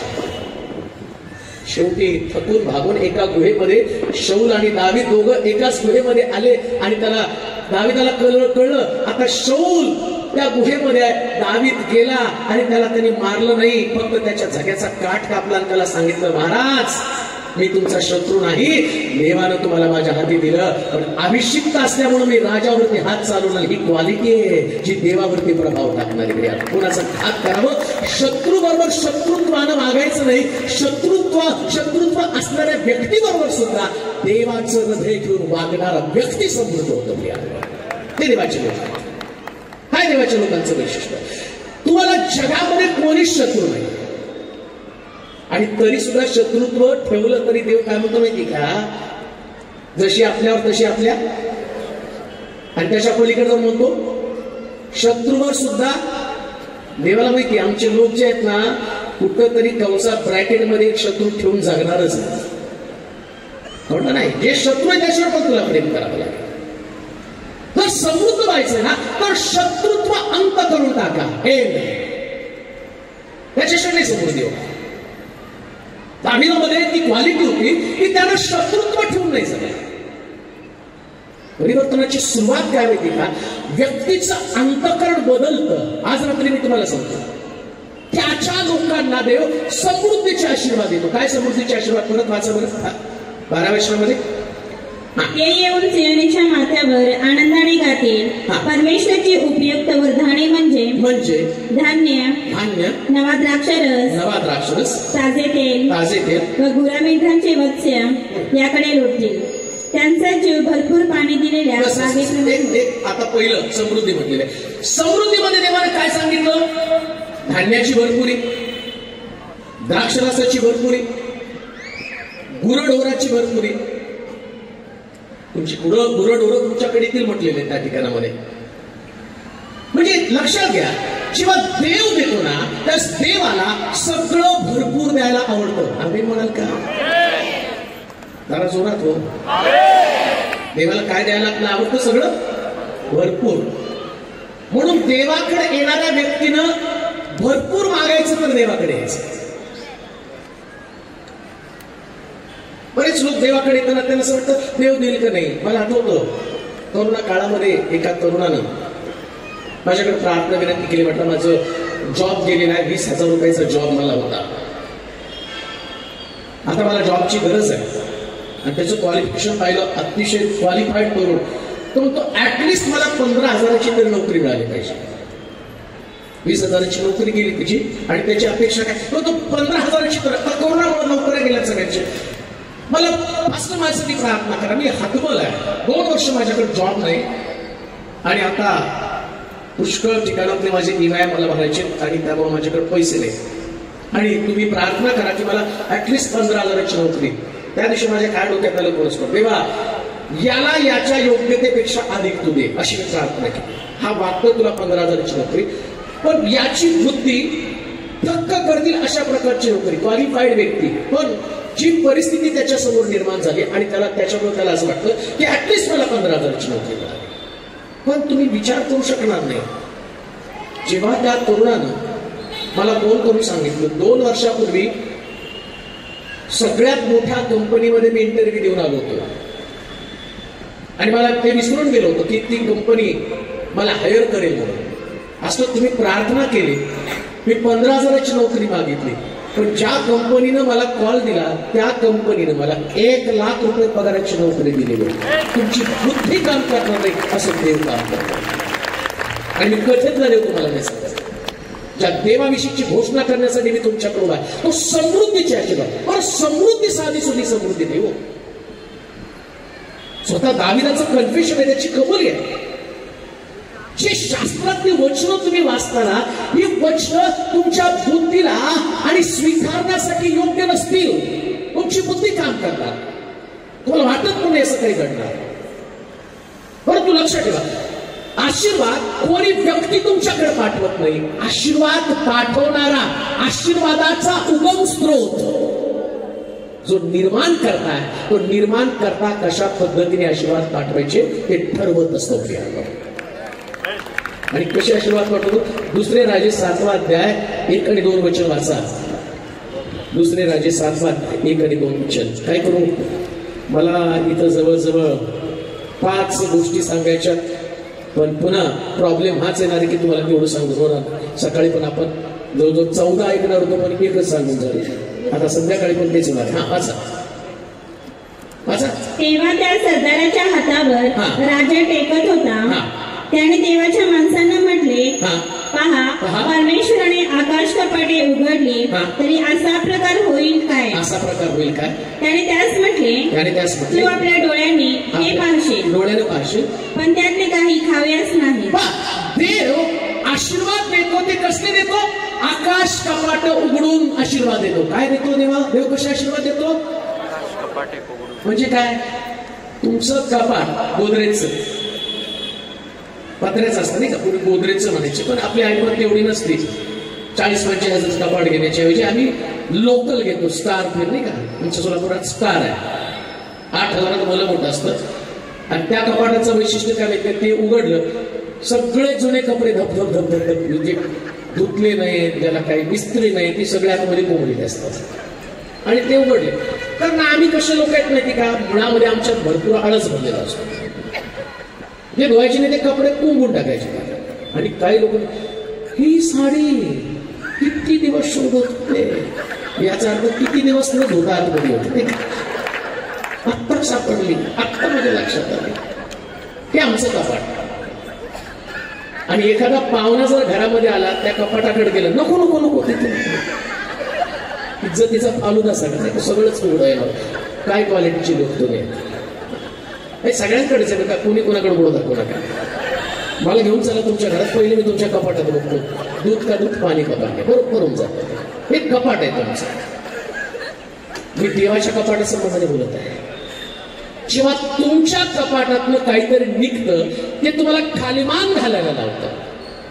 पण देव ज्यास कपाट उघडतो त्यास देवाच्या लोकांचं दारिद्र्य दूर होतं.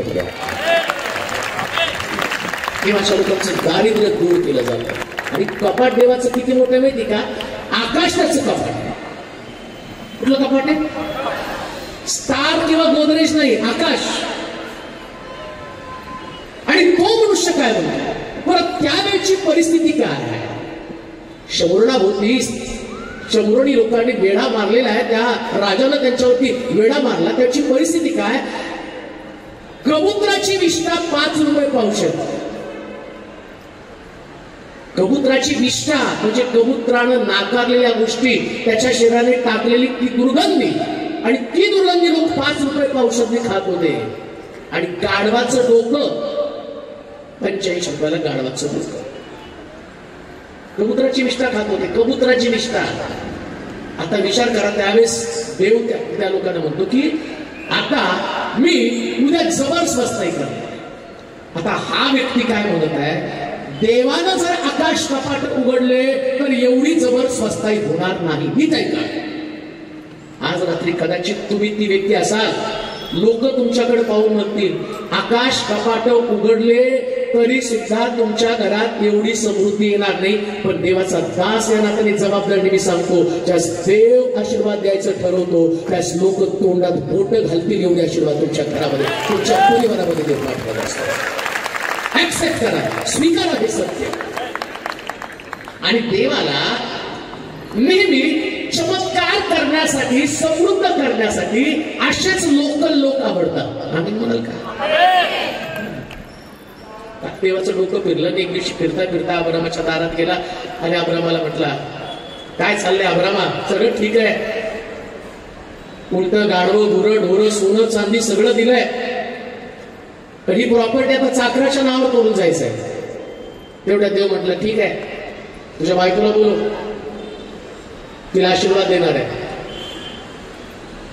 आणि तेवढ्यात अब्राम म्हणतो, माझी बायको 85 वर्षाची आहे, म्हातारी, तिचं गर्भाशय बंद झालेलं आहे, पण तो देव आहे. त्याच्या डोक्यात मी सांगितलं तुम्हाला, सारखं बघत असतो कुणाला तरी वेड्यात काढावं म्हणजे कुणाला तरी काहीतरी असं दाखवावं की लोकांना सोडलं काय वेड्यासारखं बोलायला गेलं, वेड्यासारखं बोलायला याच्याकडनं काय घडणार. आता कुणीतरी अब्रामाने जाऊन तिथं गल्लीमध्ये सांगितलं असतं, देवाने सांगितलं माझी बायको प्रेग्नेंट, म्हातारीचे दात पडले, केस पांढरे झाले, गालफाडात गेले आणि आता काय हिला लेकरू होणार आहे. पण देवाचं काम तेच आहे, जिथं नाही तिथं निर्माण करणं, लोकांसमोर नेणं, दाखवून देणं देव आहे. त्याच्यासाठी देव कोणाला निवडल सांगता येत नाही, पण देवाची निवड परफेक्ट. ही गोष्ट बायबलमध्ये सांगितली, अजूनही जगात घडत आहे. हो, मला आठवतं आमच्या चर्चमध्ये जास्त एक भाड्याचं चर्च होतं, त्या चर्चमध्ये मी चर्च संपल्यावर लोकांना समोर प्रार्थनेसाठी पुढे बोलत होतो. एक बरेच लोक आले, एक बाई त्या ठिकाणात प्रार्थनेला आली, पांढरे केसर सुरकुतीला घेऊन समोर आली. तिच्या जवळ जाऊन म्हटलं, तुझी प्रार्थनेची विनंती काय? ती म्हटली, तिला येशू माहित नव्हता, ऐकलंय तुमच्या बायबलमध्ये की सारेला म्हातारपणे देवाने मुलगा दिलेला आहे. मग म्हटलं, मग तुम्ही माझ्यासाठी प्रार्थना करा, देवाने मला लेकरू द्यावं. मी तर कपाळाला हात मारला, मी कुठं देवाचा दूत. बायबल मधली घटना तेव्हा वाचली, आता या घटनेत हेच मला कोणीच पकडतील आणि माझ्याकडनं प्रार्थना करून घेईल, मला कुठं माहिती. ती म्हटली नाही, करा प्रार्थना. आणि मी तिच्याकडे बघितलं, म्हटलं अरे तिचे सगळे केस पांढरे, एक सुद्धा शोधून पण काळा सापडायला लागतात आणि तिच्यासाठी आता प्रार्थना करायची. मी माझ्या मनामध्ये पण प्रश्न आला, आता या वयात ही लेकरू घेऊन करणार काय, खेळवणार कसं, मोठं झाल्यावर त्याला वाढवणार कसं, मोठा प्रश्न माझ्यासमोर. केली प्रार्थना. म्हटलं देवा तिच्या विश्वासाप्रमाणे, मला काय प्रार्थना तर करायची, बाकीचं काम देवच करणार आहे ना. मी केली प्रार्थना आणि म्हटलं देवा तिच्या विश्वासाप्रमाणे. त्याच्यानंतर मी म्हटलं की परत ती बाई चर्चला पण दिसायला नको, कारण ती सारखी दिसणार आणि माझ्या प्रार्थनेला चॅलेंज करणार की तुम्ही प्रार्थना केली, अजून काय माझं पोट वाढलेलं नाही. 1 महिना 2 महिने 3 महिने ती चर्चला दिसत होती, अचानक बंद झाली. नेमकं बरं झालं बंद झालं, आपलं टेन्शन गेलं. त्यानंतर 1.5 वर्षाला ती आली आणि आल्यानंतर ती चर्चमध्ये माझ्या समोर आली. मला ओळखलं. म्हटलं नाही, तुम्ही ज्या देवाकडे प्रार्थना केली त्या देवानं या वयामध्ये मला मुलगा दिलेला. विश्वास करू शकता तुम्ही? देवाचे लोक तुम्ही बनता त्यावेळेस देव किती समृद्धीचे आशीर्वाद तुम्हाला देऊ शकतो, किती समृद्धीचे आशीर्वाद देव तुम्हाला देऊ शकतो. म्हणून देव ही नुसती भावना असू देऊ नका बरं का. कधी कधी देव ही नुसती आमची भावना असतात. जेव्हा भावना असतात ना, तेव्हा तुमच्यामध्ये निराशा, तुमच्यामध्ये खिन्नता, अविश्वास आणि तुमच्या परिस्थितीकडे पाहून तुम्ही अशा काही कृती करता की त्याच्यामध्ये तुम्ही देवाचे लोक म्हणू शकत नाही. देव ही भावना नाही, देव हा तुमचा विश्वास पाहिजे. हा विश्वास असला पाहिजे, एक स्ट्रॉंग विश्वास, जबरदस्त विश्वास. या विश्वासामध्ये ज्या कठीण गोष्टी आहेत त्या कठीण गोष्टी देव सहजपणे शक्य करतो. याला तुमचा स्ट्रॉंग देवाविषयीचा भरोसा म्हटलेला आहे. मग त्याच्यामध्ये ना तुमचं शिक्षण महत्वाचं आहे, ना तुमची पर्सनॅलिटी महत्वाची, ना तुमची ओळख महत्वाची, ना तुमची ताकद महत्वाची. दाविदाकडे ताकद नव्हती. गल्ल्यात त्याला पाहून म्हणतो मी काही कुत्रा आहे का, हातामध्ये काठी घेऊन तो आला. त्याच्याकडे पर्सनॅलिटी नाही. एवढा छोटासा दावीद, 11 फुटी गल्ल्यात, आणि तो गल्ल्यात त्याला म्हणतो अरे 6 फुटाचा दावीद 11 फुटाचा गल्ल्यात. विचार करा काय त्याच्या हाईटमध्ये तफावत आहे. आणि त्याची शरीर दिसली 85 किलोचं चिलखत अंगावरती. ड्रेस किती किलोचा होता? 85 किलोचा. आमचा नवरा 10 किलो आणायला लागला तर वाटेत दम लागून पडतो नाही का. आणि तो गल्ल्यात 85 किलोचा नुसतं चिलखत घालत होता. 15 किलोचा भाला हातामध्ये घेऊन फिरत होता. इतका भयानक प्रकारचा तो जायंट, इतका भयानक प्रकारचा तो महाकाय. पण दावीद त्याच्याकडे पाहून होतो मी तुझ्या पर्सनॅलिटीकडे बघत नाही, तू पण माझ्या पर्सनॅलिटीकडे बघू नको. माझ्या पर्सनॅलिटीमध्ये लपलेला एक व्यक्ती आहे आणि त्याच्या नावानं मी तुझ्यावरती चाल करून जातो, एका क्षणामध्ये दावीद त्या गल्ल्यावरती विजय मिळतो. म्हणून तुम्हाला सांगतो, तुमच्या पर्सनॅलिटीकडे फक्त देवावरती विश्वास ठेवा. देव सगळं काही हो, आणि तो तुम्हाला तुमच्या कल्पनेच्या पलीकडचे आशीर्वाद रात्रंदिवस, ते काय करतो माहिती का, रात्रंदिवस विचार करतो. माझ्या संबंधात देवाकडे रात्रंदिवस विचार असतात, काय करायचं मनोजसाठी. मी जसा विचार करतो, आज सांगली जायचं, उद्या मिरजला जायचं, परवा मुंबईला जायचं, मग बस मी विचार हे करतो. इकडे देव पण विचार करतो ना, याला काय द्यायला पाहिजे. आता विचार करा, देवाच्या विचारांमध्ये तुम्ही कुठे आहे, तुम्हाला का द्यावं हाही प्रश्न आहे तुमच्याकडे. तुम्हाला काय द्यावं, काय तुमच्याकडे प्रभाव टाकलाय तुम्ही देवावरती, कोणतं प्रभावी तुमचं जीवन आहे, कसली तुमची पर्सनॅलिटी आहे. मुळामध्ये देव ही जी व्यक्ती आहे ना, ईश्वर शिष्य निवडताना 500 शिष्य, 500 मधनं 70 मधनं 12. मग इकडं सुद्धा ईश्वरची निवड आहे. 500 होते, 500ला काटछाट हे नको म्हटला, पुन्हा त्यानं 70 निवडले, म्हणजे हे पण नको, मग तो म्हटलं नाही 12च पाहिजे. 12 मध्ये पण 3 लोक डोंगरावरती तो प्रार्थनेसाठी घेऊन गेला. प्रभाव आहे ना काहीतरी, एवढ्या मोठ्या जगामध्ये विश्वासणारे भरपूर आहेत, प्रभाव काय तुमचा. तुम्ही विचार करा, तुम्ही चर्चला जाता निवान, मीटिंगला येता निवान, आणि आशीर्वादात काही लोक मीटिंगला लेट येतील पण आशीर्वादाला सगळ्यात पुढं, अगदी 9ला येतील, या तुम्हाला प्रार्थना करून घ्यायची. फरक असत का, आम्हाला येऊया, आणि एवढं करून ते खूप बसणार नाही. तिथून काय करता, जरा डोक्यावरून हात ठेवा, डोक्यावर अख्खा अंगावर बसतो तुमच्या. लेट या, आशीर्वाद घ्या, आणि देवाने दिला तुम्हाला आशीर्वाद. डोक्यावर हात ठेवून तुमचे केस गेले आणि तुमचं तेल त्या बाळकाच्या डोक्याच्या हाताला लागलं. काही फरक नाही झाला बरं का, पण एक गोष्ट ध्यानात ठेवा, प्रभावित जीवन तुम्ही जे आहात ते नसता, कारण प्रभावित जीवन देव तुम्हाला बदलून टाकण्यासाठी कारणीभूत ठरतं. प्रभावित जीवन जगा, प्रभावित जीवन. म्हणून समृद्धी देत असताना देव अभिवचन पाठवतो, आकाश कपाट उघडून मावणार नाही आशीर्वाद. आज रात्री मी तुमच्यासाठी सांगतो, कोणीतरी तुमच्यामध्ये एक व्यक्ती असेल, प्रभू तिला ते अभिवचन देत आहे, सांगतो आकाश कपाट उघडून माझे आशीर्वाद मी तुझ्यामध्ये पाठवेल, फक्त तुम्हाला स्वीकारायचं. तुम्ही स्वीकारलं नाही तर देवाचं काही नुकसान नाही. दुसऱ्या भाषेमध्ये मी तुम्हाला सांगतो, एका घरामध्ये 4 भाकरी आहेत, 8 लोक आहेत. 8 लोकांमध्ये 4 भाकरी वाटल्या तर अर्ध्या येतील. पण त्या घरामध्ये 8 लोकांमधल्या 2च लोकांनी ठरवलं की नाही आम्ही जेवणार आहे, आणि 6 लोक म्हणले आम्ही जेवणारच नाही. तर प्रत्येकाला किती दिलो, 2-2 येतील का. 6 लोक म्हणले नाही आम्हाला नकोच आहे, आम्ही जेवणारच नाही. म्हणजे फायदा कोणाचा होणार आहे, जे खाणार आहे त्यांचा होणार आहे ना. तसं तुम्ही एवढे लोक आहेत, परंतु इथं स्वीकारणाऱ्याचा फायदा होईल. जे स्वीकारतात त्यांच्यासाठी आकाश कपाट उघडले जातात. आम्हाला ऍक्सेप्ट करायचं म्हणजे होय प्रभू मी तुझ्या वचनावरती विश्वास केला. तुला काय करायचं, वेगळी गोष्ट तुम्हाला करायची का. मी मागच्या काही दिवसामध्ये बाहेरून बरेच लोक चर्चसाठी येत होते, त्यास आमचं जे चर्च आम्ही बांधलं ते जरा कमी पडत होतं. मग आम्ही ठरवलं की नाही आता चर्च एक्सटेंड करायचं. एक्सटेंड करायचं म्हटलं मी थोडे पैसे जमा केले. मीटिंगला जात होतो तर त्याच्यातले पैसे मी पेट्रोल डिझेलसाठी वापरायचो. ते म्हटलं नाही आता थोडे दिवस आपण आपले पैसे खर्च करायचे, आणि मग 60 वेळेला सुरुवात केली. काहीतरी माझ्याकडं 2.5-3 लाख रुपये चर्चचे जमले, आणि म्हटलं नाही आपण चर्च एक्सटेंड करायचं. बोलवलं मंडळीच्या लोकांना, आपल्याला चर्च वाढवायचं, मोठं करायचं, खाली पार्किंग, वरती चांगला AC हॉल, बाहेर आवाज जायला नको, कोणाला त्रास व्हायला नको. कारण पूर्वी जंगलात चर्च होता तर सगळे बिल्डिंग झाल्या, सोसायटी झाली, म्हटलं आपला त्रास लोकांना व्हायला नको, लिफ्ट असावी, सगळं योजना मांडून ठेवली. आणि बिल्डरला बोलवलं, जे चर्च मधलेच कॉन्ट्रॅक्टर होतं त्यांना बोलवले, म्हटलं बजेट सांगते ते. माझ्याकडून त्यावेळेस 2.25 लाख रुपये 3 लाख रुपये घेतले. म्हटले किती बजेट होईल त्याला, आम्हाला एक 8 दिवसाची मुदत द्या. 8 दिवसांनी त्यांनी बजेट काढून दिलं आणि म्हटलं 2.25 कोटी रुपये, आणि शिल्लक किती माझ्याकडं 2-3 लाख रुपये. चालू करू आपण, पैसे नाहीत बरं का, चालू करू आपण. चालू करायला सुरुवात केली.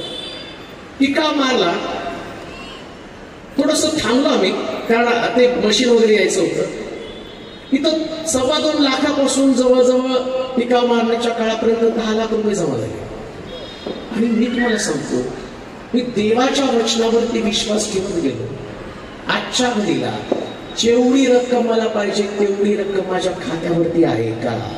देव आकाश कपाट उघडून सगळ्या गोष्टीचे आशीर्वाद तुम्हाला देत असतो. तुम्ही पाहत करतो. माझ्याकडे तेवढे पैसे नव्हतेच, पण देवाकडे आहेत ना. मला देवाच्या बँकेकडे बघायचं. माझ्या बँकेकडे बघितलं तर माझी बँक सांगते नाही बाळक साहेब तुम्हाला नाही जमणार. म्हणून लक्षात ठेवा, तुम्ही तुमच्याकडे बघू नका.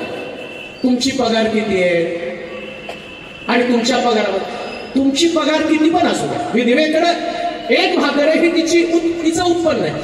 पण तो संदेशता तो एरिया तिला काय म्हणतो, बाई तुझी भाकर तू मला दे आणि मी तुझ्यासाठी प्रार्थना करेल. तर तिची एक भाकर तिला 3.5 वर्षाचा पुरवठा करून त्यानं दिली. हा देवाच्या समृद्धीचा आशीर्वाद, देवाच्या समृद्धीचा आशीर्वाद. बायबल कॉलेजला जाऊन पाळत नाही झालो बरं. आणि जेव्हा मी पाळत झालो त्या दिवशी बायबलची 66 पुस्तकं सुद्धा मला माहित नव्हती. संडे स्कूलची लेकर ओरडत होती, 66 पुस्तकं, जुना करार 39, जुना करार 27. अरे म्हटलं यांना माहिती, मला माहित नाही. आणि मी उठलो आणि सेवा करायला लागलो की नाही, मला देवाने सांगितलं ते ठिकाण तिथं जा. पण का प्रभू कोण वळालं माहिती का? एक इन्सिडेंट असा घडला माझ्या जीवनामध्ये, त्याच्यावरून कळलं. माझा मित्र मरता मरता, अतिशय बुद्धिमान मित्र, ऍक्सिडेंट झाला, जमिनीवरती पडला, घटका मोजायला लागले, शेवटची डोकीची कवटी फुटली. आणि तो हुशार विद्यार्थी शेवटची घटका जमिनीवरती मोजत असताना मला त्या घटनेनं सुन्न करून टाकलं. आणि ती घटना मला सांगत हे तुझं जीवन आहे. आम्ही दोघं संगती चाललेले, गाडीने त्याला धडक दिली, तो जमिनीवरती पडला, तडफडत आहे, कोणी थांबायला तयार नाही. आणि तो मरत असताना त्याची अवस्था बघून देवाकडे प्रार्थना केली, देवा याला वाचव.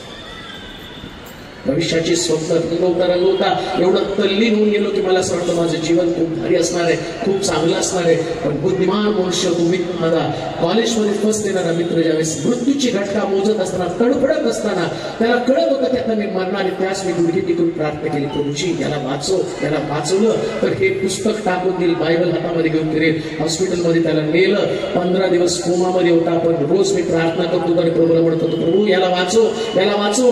हा जर मित्र वाचला तर मी तुझ्या अस्तित्वावरती विश्वास ठेवेल. आणि 15 दिवसांनी माझा मित्र वाचला, शुद्धीवरती आला, तेव्हा पुस्तक टाकलं, बायबल हातामध्ये घेतलं. अनुभवानं मी तुम्हाला सांगतो, हा देव अद्भुत प्रकारचा.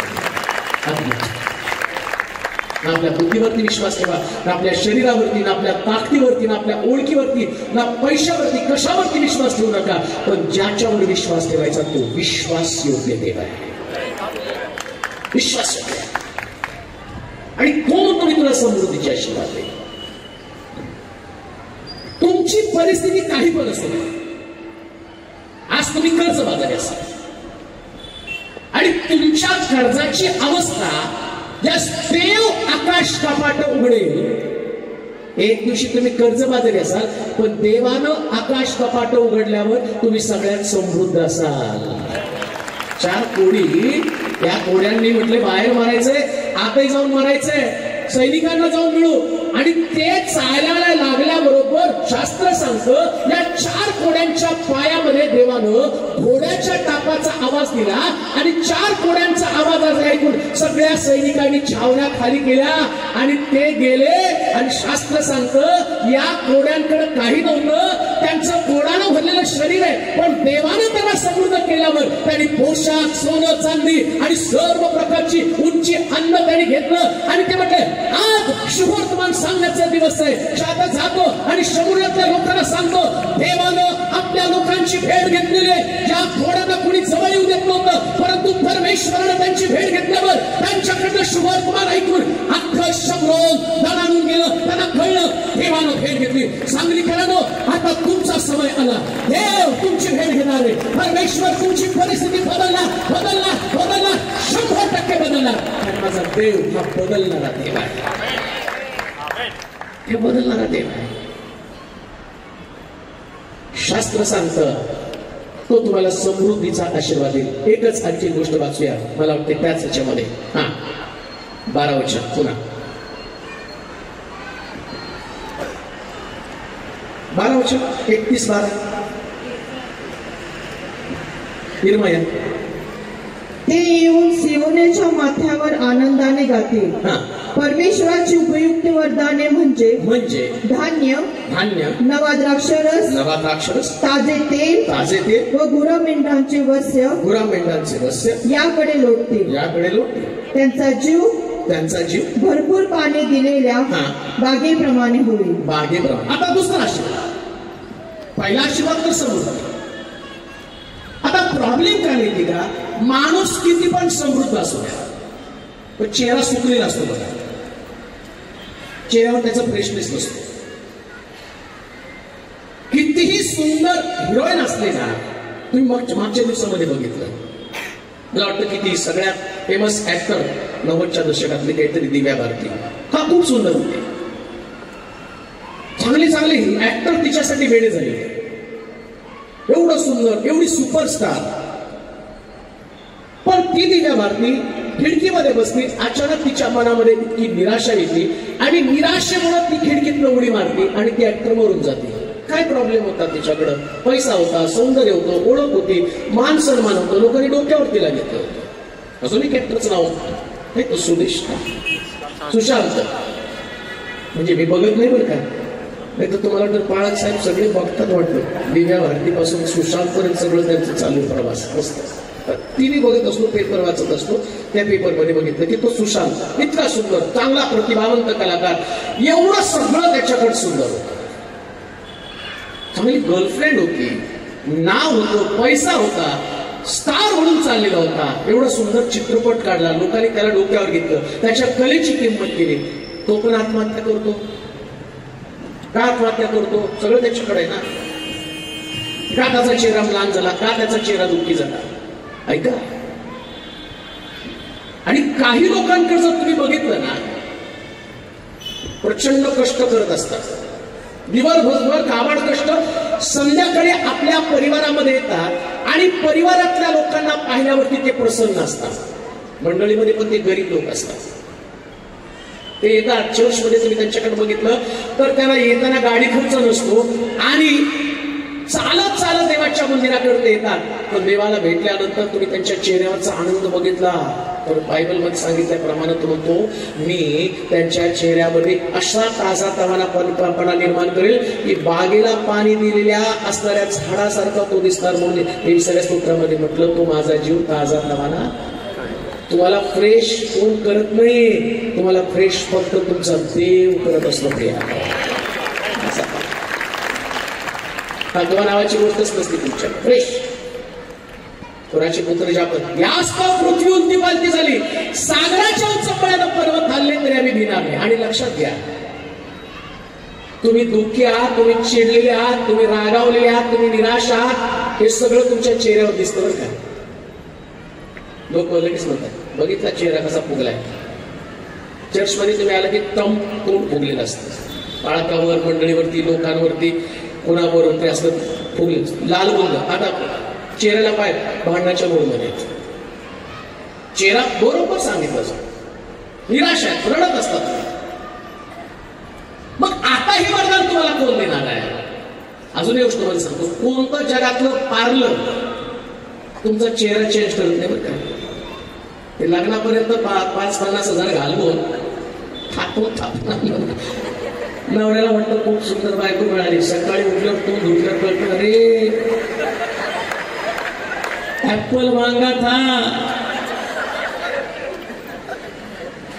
कवर ऍपलचं होतं पण सॅमसंगचं निघालो.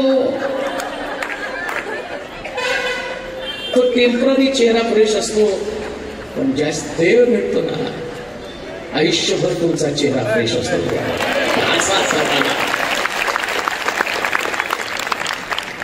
फ्रेशनेस जात नाही.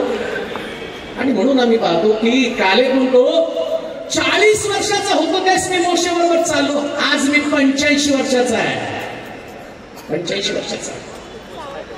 काय फ्रेश आहे तो, काय म्हणतो माहिती का, त्याला विचारलं आता प्रवेशाची वाटणी करण्याचा समय आलेला आहे, तुझ्या वाटेला कोणतं यावं. इतका कजेला आहे ना, तो म्हणतो मला डोंगर दे. मी असं साध्या साध्या गोष्टी मागत नाही. म्हणून लक्षात ठेवा, देवाच्या लोकांनी साधे साधे प्रश्न नाही मागायचे. अहो साधं छातीत दुखलं, ऍसिडिटी झाली, छातीत दुखल्यावर लगेच अहो काय नाही ना, नाही मशीन मध्ये घाला, ईसीजी बघा. सांगतात ईसीजी तुमचा नॉर्मल आहे, नाही असं होऊ शकत नाही. जेव्हा डॉक्टर तुम्हाला 2-3 ब्लॉक आहे, इतका आनंद जसं काही याने फ्लॅटच घेतला 2-3 ब्लॉकचा. मला ब्लॉक आहे, मला ब्लॉक आहे, मला ब्लॉक आहे, मला ब्लॉक आहे. जाताना चालत गेला, आपण येताना छाती धरून आला, मला ब्लॉक आहे. मला तर सुरुवातीला कळत नव्हतं एक ब्लॉक काय म्हणतात. मी नवीन घेतला काहीतरी ब्लॉकचा ब्लॉक. काय कॉमेडी आमचा अल्टिमेट जीवन. इकडं प्रभूनं सांगितलं अरे तुम्ही निरोगी आहे. आणि लक्षात ठेवा, एकदा एखाद्या व्यक्तीच्या अंतःकरणामध्ये देवाविषयीचा विश्वास जर बसला ना, तो जसं लाजरसला देवाला कबरेतनं बाहेर काढला, तसा माझा देव यातून मला बाहेर काढण्यासाठी समोर. एक बाई तिनं प्रार्थना रिक्वेस्ट पाठवली तुम्हाला, म्हटले की बाळासाहेब प्रार्थना करा, पोटामध्ये बाळ आहे आणि माझं बाळ आणि मी दोघं पण गंभीर आहोत, तुम्ही माझ्या पोटातल्या बाळासाठी प्रार्थना करा. तुम्ही फक्त एवढंच वाक्य सांगितलं, माझ्या पोटातल्या बाळासाठी प्रार्थना करा. आणि मग मी प्रार्थना केली, म्हटलं प्रभू तिच्या पोटामध्ये असणारं बाळ सुरक्षित राहू दे, हिला पण सुरक्षित राहू. त्यानंतर त्या बाईचा 1 महिन्यानं काहीतरी मला कॉल आला आणि तिने सांगितलं की पास्टर, मी 30 बाई बोलती ज्या बहिणीने तुम्हाला पोटातल्या बाळासाठी प्रार्थना करायला सांगितली होती, आणि तुम्हाला यासाठी मी प्रार्थना करायला सांगितली होती की माझ्या पोटातलं बाळ मेलेलं होतं आणि डॉक्टरनं सांगितलं होतं आता त्याला ड्रिल करून काढायचंय. नाही ड्रिल करून काढलं तर ते बाळ तुझ्या शरीरात पॉयझनच्या रूपानं, तुम्हाला माहिती आहे किती कॉम्प्लिकेटेड असतं, आणि सगळं पॉयझन त्याच्यामध्ये होईल आणि बाळ तर गेलेले पण तू पण जाशील.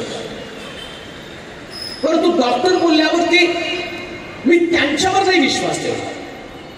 मला माझा विश्वास देवावर होता की देव काहीतरी मिरॅकल करेल, चमत्कार करेल. सत्य घटना सांगतो, तुम्ही युट्यूबला ती माझी साक्ष आहे, काही कुठल्या संदेशात सांगितली नाही, पण बऱ्याच मीटिंगमध्ये मी ती सांगत असतो. आणि मी तिच्यासाठी प्रार्थना केली आणि ती म्हटली, अहो जेव्हा डॉक्टर म्हटले की 2 ऑप्शन आहेत, एक इंजेक्शन देऊन ते बाळ बाहेर यायला पाहिजे आणि दुसरं त्याला ड्रिल काढून बाहेर केलं पाहिजे. तर त्यांनी मला इंजेक्शन दिलं आणि म्हटलं इंजेक्शन देऊन तुमची डिलिव्हरी नॉर्मल होती का भाऊ.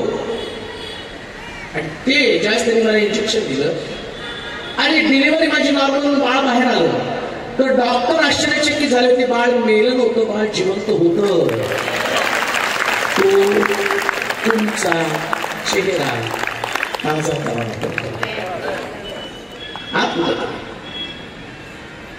एक गोष्ट ध्यानात ठेवा, मला तुम्ही देवाविषयी रात्रभर जरी बोलायला सांगितलं ना, मी थकणार नाही. का? कारण मला माहिती आहे की इतका सुंदर सुरेख देव मला भेटलेला आहे की तो देव पाहिजे ते आम्हाला देत असतो. पाहिजे ते, हो काय पाहिजे तुम्हाला प्रश्न तो आहे. देवाकडे बघताना तुम्ही इतकंच मागू शकता, नाही का. मेडिकलमध्ये गेल्यावर तुम्ही तिथं तेल नाही मागू शकत, नाही का. किराणाच्या दुकानामध्ये गेल्यावर औषध नाही मागू शकत, रेशनच्या दुकानामध्ये गेल्यावरती तुम्ही बूट चप्पल नाही मागू शकत. सगळं तुम्हाला वेगवेगळ्या दुकानात जावं लागतं. देव ही अशी गोष्ट आहे, त्याच्याकडे गेल्यावर तुम्हाला सगळंच मिळतं. आरोग्य, शांती, समाधान, बरकत, सगळ्या प्रश्नाची उत्तर. म्हणून देवाची आम्हाला गरज आहे, फक्त देवाची. काय गरज आहे? तो म्हटला तुझा जीव ताजा रवाना मी करेल. लक्षात घ्या, आज जे जीवन आम्ही जगत आहोत, ऐका, जर तुम्ही देवाचे लोक आहात, तुमचा विश्वास तुमच्या देवावरती आणि तुम्ही देवाच्या मागे मनापासून धावत आहात, नाहीच तुमचं दिवस रात्र फक्त देव देव देव देव देव देव असं बाकी कुठल्या विचार. यासाठी झपाटलेले लोक तुम्ही आहात. अंतःकरणामध्ये दुसरं काहीच नाही, फक्त देव आणि देवाचं प्रेम. आणि पुन्हा मी तुम्हाला सांगतो, जगामध्ये वास्तव, सत्य आणि अटळ जर काय असेल तर फक्त देव, बाकी सगळं डुप्लिकेट आहे. फक्त देवच, कोणच नाही देवाशिवाय. ना शिक्षण, ना पैसा, ना प्रतिष्ठा, ना मान सन्मान, कोणतीच गोष्ट विश्वास योग्य नाही. कोणतीच गोष्ट नाही त्या, ते विश्वास योग्य आहे. बायबल काय सांगते का? आज जर तुम्ही कष्टी असण्याचं कारण काय? तुमच्यामध्ये कष्ट आहे. तुमच्यामध्ये आज जे कष्ट असण्याचं कारण काय? तुमच्यामध्ये देवाचं अस्तित्व नाहीये. देव असलं की कष्टच नाही हो. पण तुमच्यामध्ये देव आहे ना, तुम्हाला खात्री आहे की देव माझी गरज भागवणार. परमेश्वराची उपस्थिती. म्हणून तर शुरेम या ठिकाणच्या स्त्रीचं वैशिष्ट्य काय? शुरेम या ठिकाणची स्त्री त्या ठिकाणामध्ये होती, रस्त्यानं जाणार हा देवाचा मनुष्य दिसतोय. ऐका बरं का. आणि ती काय म्हणते माहिती का? तिच्या नवऱ्याला म्हणते, या मनुष्याला आपल्या घराच्या धाब्यावरती खोली बांधून देऊया. तिच्या नवऱ्याशी ती बोलली. आलिशा या शब्दाचा अर्थ तारण आहे.